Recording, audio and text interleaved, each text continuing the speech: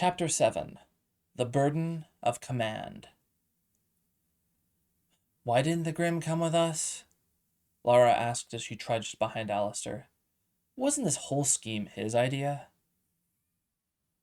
It was, Alistair said as he led them through the city. But Ambassador Garrow clarified we would do this with only minimal involvement on his part. He thought we might be better off talking to the commander without having an official present to alter the nature of our exchange. Wouldn't it have been wise to have someone introduce us? Llewellyn asked. Alistair paused, collecting his thoughts. I think he knows what he's doing. Perhaps the commander is an agreeable individual who requires no introduction. He didn't sound convinced. Laura snorted. Yeah, so agreeable Garrow didn't want to be here. It had only taken 15 minutes on foot to reach the headquarters from the moment they left. It was situated halfway between the library and the northern gate of the city, along the thin, curved route that encompassed the northwestern edge along the interior of the third wall of the city. The headquarters was an austere shade of gray. In part, this was because of its stone construction. It stood nestled beside the inner part of the third wall of the city and had the same unbreakable appearance of the wall it was situated against. The building had 2 levels, and most of the windows on the second floor. As Hazel gazed at the building, she noticed the windows were much thinner than any she'd seen. Each window was about 4 feet tall, but less than half a foot in width. It resembled an oblong box in its dimensions, with a large door on the eastern and western sides of the building. The emblazoned crest of the organization loomed over the entrance and underneath. Written in plain but bold lettering was the name of the division, the Evenfall Vigil. Alistair smiled at the group, his hand on the door. Well, are you all ready? Laura rolled her eyes. Just open the door, Your Highness. Alistair complied with a frown. Mage lamps illuminated the room. People bustled between overladen desks. Soldiers wore the same style uniform as the regular city guards, but dyed a shade of blue so dark as to almost appear black. Huh, Laura said, looking around. I was expecting there to be more weapons. Well, you can't just have weapons lying around the front door for someone to walk up and use, said a man's voice beside them. Can I help you? They turned to their right to see a young man with 2 slightly curled back goat's horns and light brown curls with a beard to match. He sat watching them with eyes half closed. The soldier seemed young by human standards, but it was difficult to know for certain. He wore the same uniform as the other guards, with a crest resembling that of the badges they carried. Hello, officer, Alistair addressed him. We're here to see the commander of the guard. Oh, he said, an eyebrow shooting up. What business do you have with Commander Comrier? We were sent by Ambassador Garrow under orders from your king, Llewellyn said. A slow grin spread across the satyr's face as he stood and looked them over. Ho, ho, ho! Is that right? He asked, stepping out from behind his desk, revealing his goat lower half, wearing matching dark blue shorts. I see. Well, let's not keep the commander waiting then. Right this way. He turned and sauntered further into the building, his cloven hooves lightly clacking on the stone floor. I apologize for the frosty welcome. The commander has been expecting you. What's your name? Hazel asked the satyr. She noticed his pupils had the same rectangular shape she had seen in goats and sheep. I'm Sergeant Concornus, but we can talk later. I have to introduce you. The satyr led them to a wooden door with the name Commander Marcus Comrier emblazoned on the surface. I don't like this, Laura whispered. No one shifts mood that quickly who was up to anything good. The satyr knocked on the door before poking his head in. What is it, Mel? A voice yelled from inside. It's the new recruits the king recommended to you, Commander, Sergeant Concornis replied. Verith Harrigan have mercy, the voice sighed. Send them in. He's ready to see you, the satyr said. Thanks, Lara said, her voice dripping with sarcasm. Any time, he replied brightly. There was a skip in his step as he returned to his desk. The group entered to the watchful eye of a man just past middle age. Thick stubble grew on his face, and a tonsure of graying hair encircled his otherwise bald head. Bags under his watchful eyes implied he slept little. He wore the uniform of the guards, but with a dark red sash over his left shoulder. So, he said after a moment, I suppose you're my new watchers. Sir, Alistair said, stepping forward, allow me to introduce us. I know who you are, the commander interrupted. You're fifth in line for the throne of Nox Fatalis. You've lived here almost 20 years and still can't hold a sword against Jorvan at the castle. You're Prince Alistair. His eyes shifted to the Dark Elf. And you're Levailin of the Dark Union. Whether your presence in this city is a blessing or a curse remains to be seen. If the king himself hadn't commanded otherwise, I would have either neutralized you or ejected you from Coravain immediately. God save us if you can't control yourself. Levailin paled at the comment. And you, Hazel.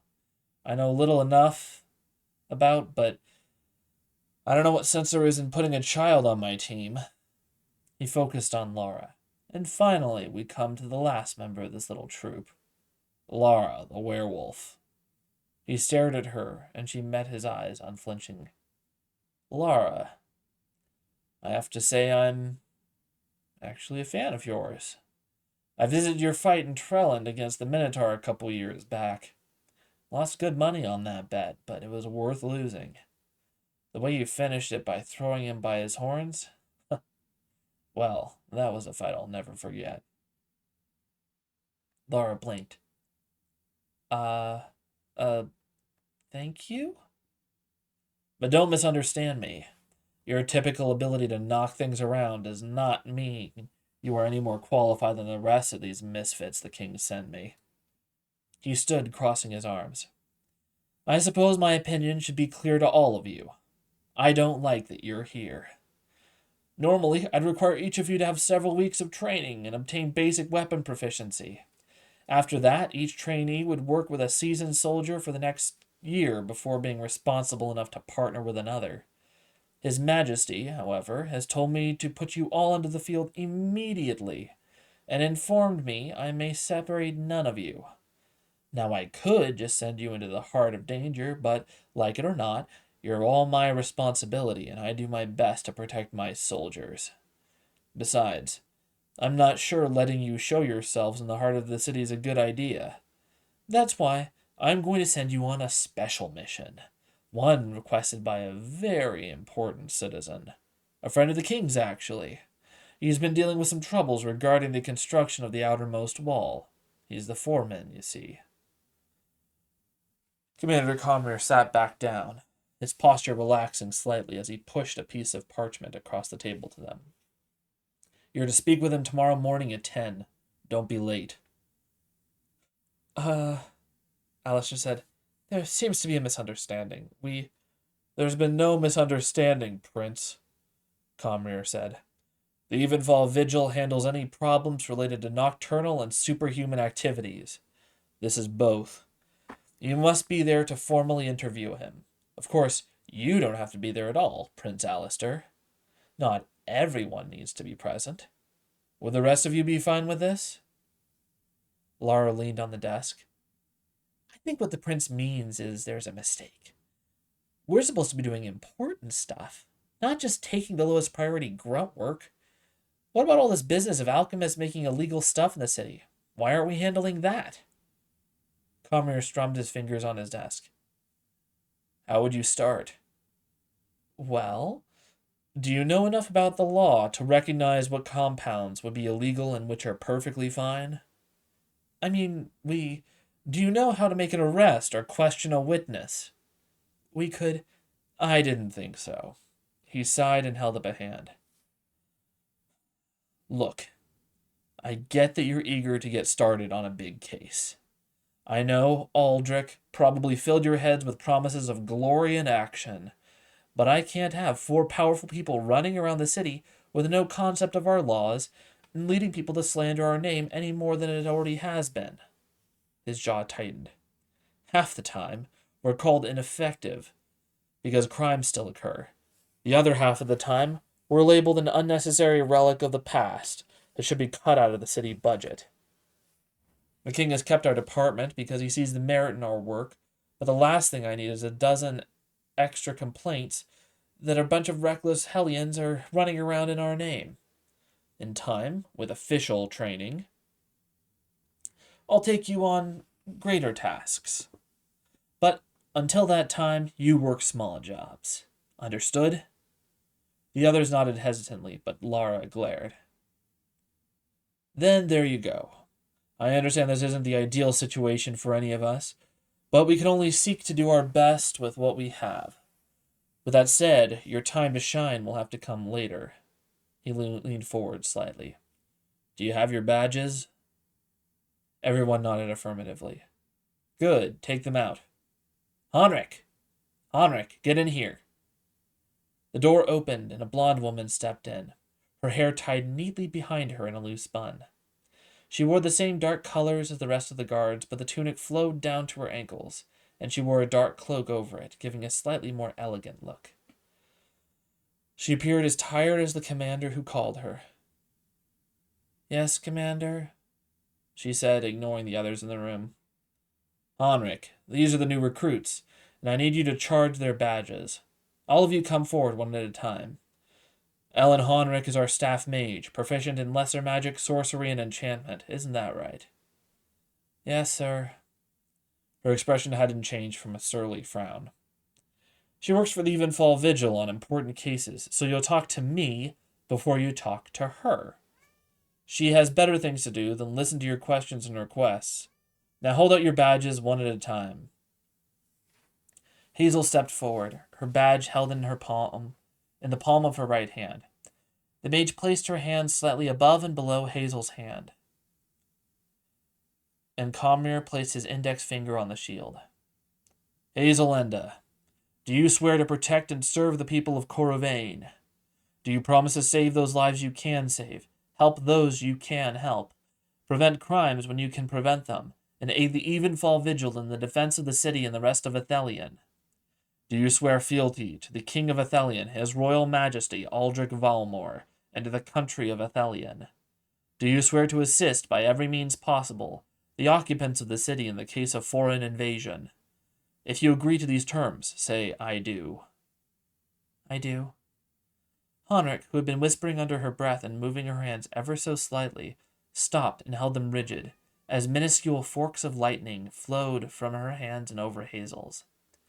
Hazel noticed the slightest tickling sensation as blue tendrils of electricity snaked over her skin and coalesced around the badge until it glowed bright blue. Comrade removed his finger. There, you're done. Next. He repeated the process for each member. When they were finished, he looked at the group. The badges will glow faintly blue when you, and only you, hold it. No trading them between you. Those who see it will know not only that it is an official badge, but that you're working under the purview of the Evenfall Vigil. They will not always shine, however. If you use it in any capacity other than obeying my orders or observing one of the promises you made, then it won't glow. The citizens know the difference between each badge, so they'll know if you're working beyond your capacity. Furthermore, those badges are not interchangeable. If you lose them, you'll have to repeat this process over again and get a lecture from me. Maybe I'll also have Honrick turn you into a toad for a while. Who knows?